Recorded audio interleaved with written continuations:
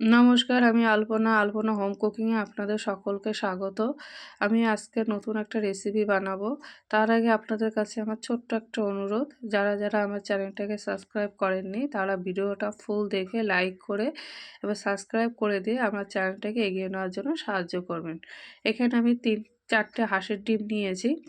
নিয়ে আমি একটা বাটির মধ্যে কিছু পরিমাণ পেঁয়াজ কুচি নিয়েছি। নিয়ে তার মধ্যে লবণ আর একটু গরম মশলা নিয়ে ভালো করে চটকিয়ে নিয়ে আমি তার মধ্যে ডিমগুলো ভেঙে দিয়ে দিলাম। দিয়ে চামচের সাহায্যে ভালো করে ফাটিয়ে নিয়েছি। নিয়ে আমি এখানে 3টে বাটি ভালো করে পরিষ্কার করে শুকিয়ে নিয়ে আমি অল্প অল্প করে তেল দিয়ে ভালো করে বাটির গায়ে লাগিয়ে নিয়েছি, যাতে পরে আমার উঠাতে সুবিধে হয়। এবার আমি ডিমগুলো সমানভাবে 3টে বাটিতে ঢেলে আমি দিয়ে দিলাম। দিয়ে অন্যদিকে উনানের মধ্যে একটা ফ্রাই প্যান বসিয়ে দিয়েছি। বসিয়ে তার মধ্যে কিছু পরিমাণ জল দিয়ে স্ট্যান্ড বসিয়ে তার মধ্যে একটা ঢাকনা দিয়ে তার উপরে আমি 3টে বাটি বসিয়ে 10 থেকে 15 মিনিটের জন্য ঢাকনা দিয়ে রেখে দেবো।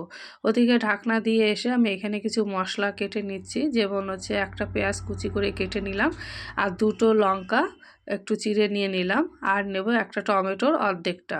পুরো টমেটো আমার লাগবে না, একটা টমেটোর অর্ধেকটা লাগবে। সেই অর্ধেকটা টমেটো ভালো করে পরিষ্কার করে নিয়ে এই যে ছোট টুকরো করে কেটে নিয়েছি। আর এদিকে আমার ডিম ভাপা হয়ে গেছে, আমি ওটা তুলে নিয়ে বের করে নিয়েছি।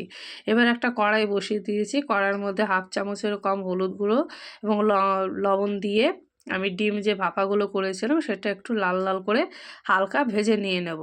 ভাজা হয়ে যাওয়ার পর আমি একটা বাটির মধ্যে তুলে নিয়ে নেব। এইভাবে আপনারা যদি ডিম ভাপা, শুধু হাঁসের ডিম না, যে কোনো ডিমই যদি খান, এটা খেতে খুব দুর্দান্ত লাগে এবং খুব টেস্টি হয়। এটা গরম ভাতের সঙ্গে খুব ভালো ভালো লাগে খেতে। এবার সেই তেলের মধ্যে আর 1 টেবিল চামচ সরষের তেল দিয়ে আমি সেই হাফ টুকরো যে টমেটো নিয়েছিলাম সেই কুচিটা দিয়ে দিলাম, আর একটা পেঁয়াজ যে নিয়েছিলাম সেটাও দিয়ে দিলাম। দিয়ে আমি চামচ দিয়ে ভালো করে নেড়ে চেড়ে নিয়ে এখানে 1 টেবিল চামচ আদা রসুন বাটা নিয়ে 2টো কাঁচা লঙ্কা দিয়ে দিলাম। দিয়ে এখানে 1/2 চামচের কম লবণ দিয়েছি, যেহেতু ভাজার সময় একটু লবণ দিয়েছিলাম সেই জন্য। আর এখানে 1/2 চামচ হলুদ গুঁড়ো দিয়ে মশলাটাকে কষানোর জন্য আমি কিছু পরিমাণ জল দিয়ে দেবো। তাহলে জল যদি না দিই তাহলে মশলাটা কড়াইতে লেগে যাবে। তার জন্য আমি সামান্য পরিমাণ জল দিয়ে মশলাটাকে কষিয়ে নিচ্ছি। তার মধ্যে আর কিছু মশলা দিয়েছি, এখানে ভাজা জিরার গুঁড়ো আর ধনিয়ার গুঁড়ো দিয়েছি, আর লাল লঙ্কার গুঁড়ো দিয়েছি। চাইলে আপনারা লাল লঙ্কার গুঁড়ো না দিলেও চলবে। আর যে আমি ডিমের ভাপা তোলার পর বাটিতে কিছু লেগেছিলো সেইগুলো চামচের সাহায্যে তুলে নিয়ে গুঁড়ো গুঁড়ো হয়েছে সেইগুলো আমি দিয়ে দিলাম। দিয়ে ভালো করে মশলাটা কষিয়ে নিয়ে যে তেল ঝেড়ে আসলে আমি এখানে 2 টেবিল চামচ গুঁড়া দুধ জল দিয়ে গুলিয়ে এর মধ্যে দিয়ে দিলাম। দিয়ে আমি আবার ভালো করে নেড়েচেড়ে নিয়ে নেব। নিয়ে জলটা যখন ফুটে আসবে তখন সেই আমার আগে থেকে ভেজে রাখা হাঁসের ডিম আমি এটা এর মধ্যে দিয়ে দিলাম।